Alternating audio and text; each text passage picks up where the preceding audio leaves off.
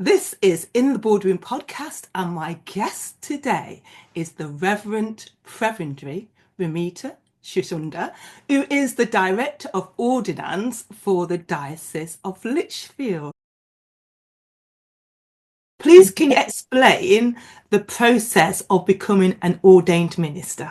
The process of ordained ministry comes under the national framework, and every diocese will then have their own process. So the national framework is that candidates go to two panels, stage 1 and stage 2. Stage 1 is about doing, it's about knowing. So, what are the ministries that you're currently undertaking in church and community? And what do you know about sort of certain aspects of sort of theology and ministry? There's a little bit of time. It's not a determinative stage. Stage 1, it shows areas of development, which we can then address before candidates move on to stage 2. And stage 2 are slightly sort of familiar to the old bishops' advisory panels or ABAMs, which I referred to. And they can be done residentially or non-residentially. And they look at aspects of being and growing. So we are looking at candidates' trajectory of growth. How have they grown in their discernment process, in their vocational journey? And in the diocese, candidates come and see me. They have a couple of conversations with myself. We look at their readiness to go to stage 1. They spend some time with me. We look at their areas of development. We address those. And then we look at their readiness or suitability to attend stage 2. And this can happen in the same academic year. It's not as long as people think, but at the same time, it's something that does require time and attention. And support is given to candidates. So it's not, I don't sit here in a seat of judgment. And I know this is a cliche, but this is sincerely about journeying with candidates and holding a space which feels safe, supportive, and yes, challenging, because it does ask some very searching questions. And my brief is ordained ministry. That doesn't mean, that I don't have candidates that are clearly passionate about, kind of lay ministry and just simply want to explore what that means, or want to gain some clarity that it is lay ministry that God is calling us. And it's a role which I'm doing on behalf of the diocese. Therefore, I need to be very clear about what I'm looking for. And candidates can come, in a couple of years, and they can start inhabiting those, qualities. Wonderful. You kind of hinted it's not just your decision. So who do you work alongside? I work in the vocations and training team. So I have colleagues in the team that I would work alongside. As my title says, that I'm Bishop's Director of Ordinance, so I share in their Ministry of Discernment, candidates as well as clergy.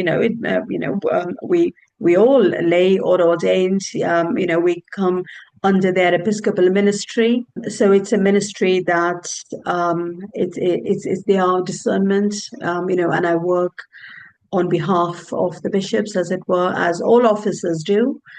So there are a lot of, for myself, accountability structures, but also advice, on how to progress. I've got a wonderful team of ADDOs, so we take advice from each other. So what does that ADDO stand? What does that mean? So ADDO is Assistant Director of Ordinance. So they share some of my ministry.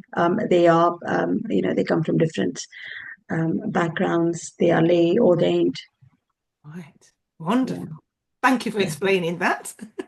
So, during your time as Director of Ordinance, have you seen a rise in women who want to enter the ministry? And why is this encouraging to see? I have indeed seen a rise in the female candidates and women in ministry, Esther, and it's absolutely wonderful. And we talked about a little while ago about modeling, and Yeah.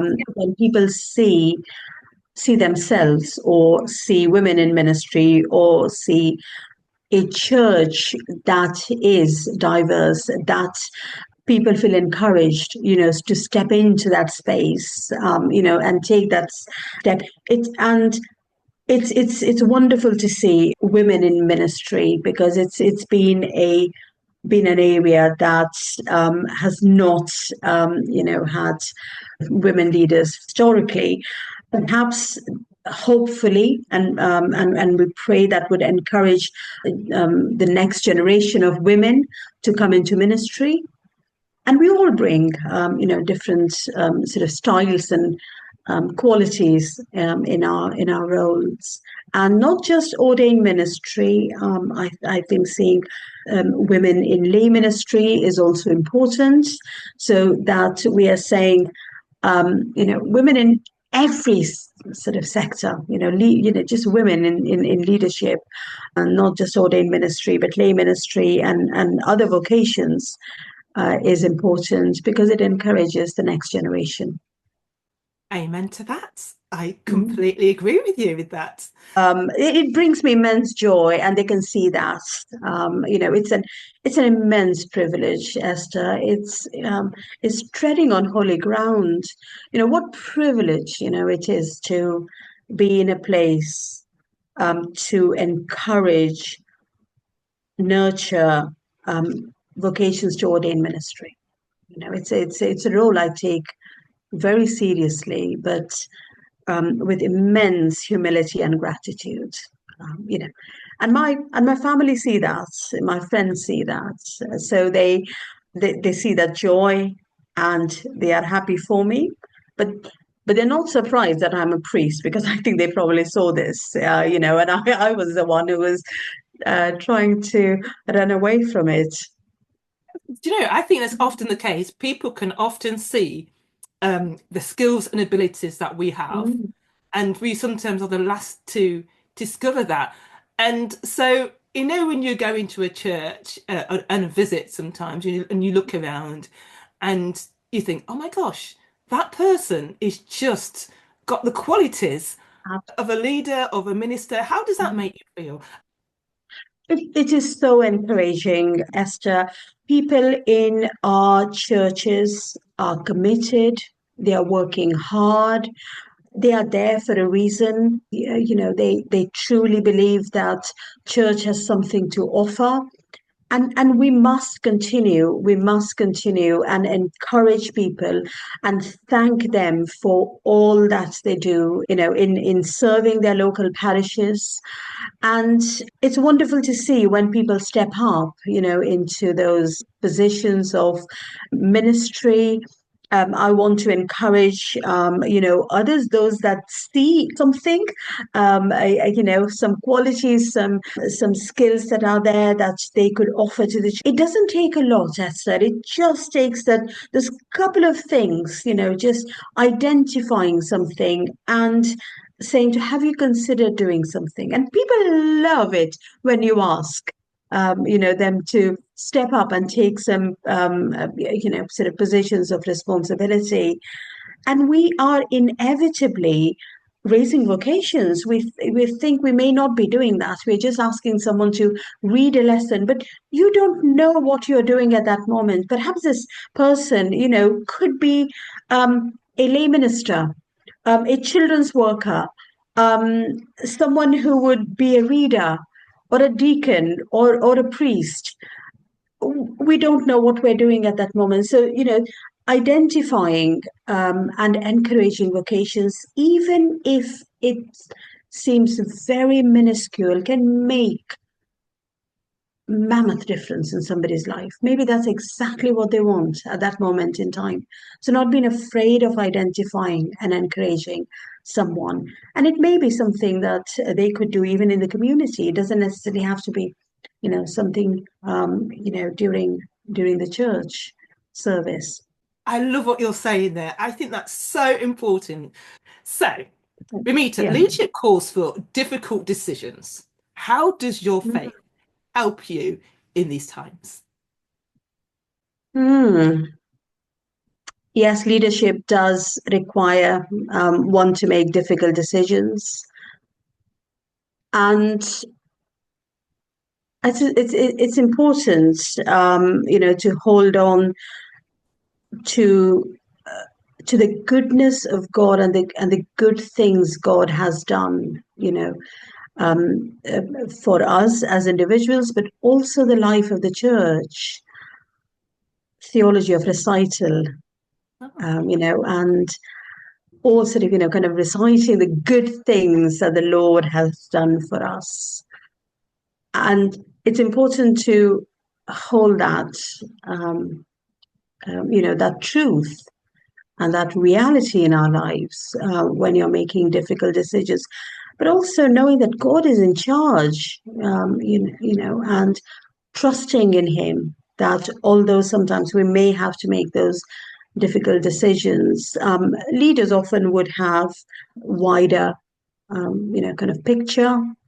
Sometimes the decisions that one has to make are probably, sort of good for this particular situation, but also to be open to that, kind of criticism, I suppose, because it allows us to be open to other perspectives that we may not have considered.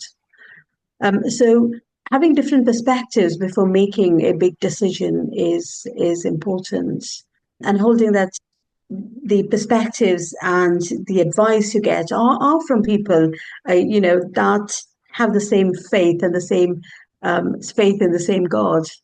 So how do you hold all of that in balance? Leadership. We are following Jesus. Who embodied servant leadership. That's what we are called to do. And it's a very difficult balance. To hold. How do you manage? The complexity of power, and authority and servitude at the same time. And keeping ourselves in check. Is also important. Checking our intentions. Therefore, again, taking advice is immensely important, and knowing that the Lord is leading you, and guiding you, and not forgetting to bring God in the picture. so what skills do you need in a boardroom or leadership team meetings? If you looked around, your team meetings, what skills do people bring, do you think? And you're kind of talking to someone who is not in that space yet, who is hoping Okay.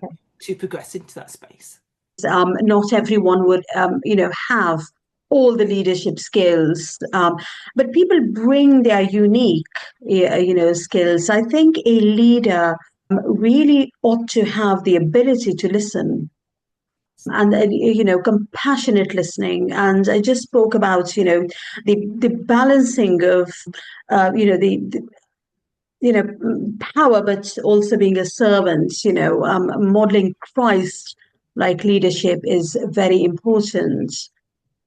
And it depends. Leadership in different contexts would require a different set of skills. So a leader who is flexible and adaptable is important, because some a set of skills that are needed to chair a meeting would be very different to a leadership that is required to lead a group, perhaps of volunteers being prepared for a particular outreach project, let's say, would be very different to a strategic kind of meeting. But I think having humility and ability to listen is very important. Going into space, knowing that you've got it all, I think that's the most dangerous thing to do. Recognizing the context, having the ability to know people, and their stories is very important. I love that. I love what you're saying there. Try and get to know, build a relationship with people that Mm, are in the team or on the board, and it helps you to make more informed decisions as well. So, absolutely. and listening, it's listening skills is important. So, anyone hoping to go to that sphere of life, practice listening. Indeed, indeed. I must do that more. Don't we all? We all need that. So, my last question for you Mm. is how do you start and end your day? And why is this routine or the routine that you have important to your spiritual health and your natural health? For a very long time, it's a habit that has taken a long time to develop is starting and ending my day with prayer. Um, it's um, it's very important that we do that. Sometimes in busy lives, finding time to pray can be very difficult. And that can, for many, look very different depending on your sort of family commitments and work schedules. But for me, I suppose I have the blessing that I can take and create that time, but mindful that it may not be always possible for others. But for me, having a structured prayer, something which was modeled to me, by many clergy, kind of past and present.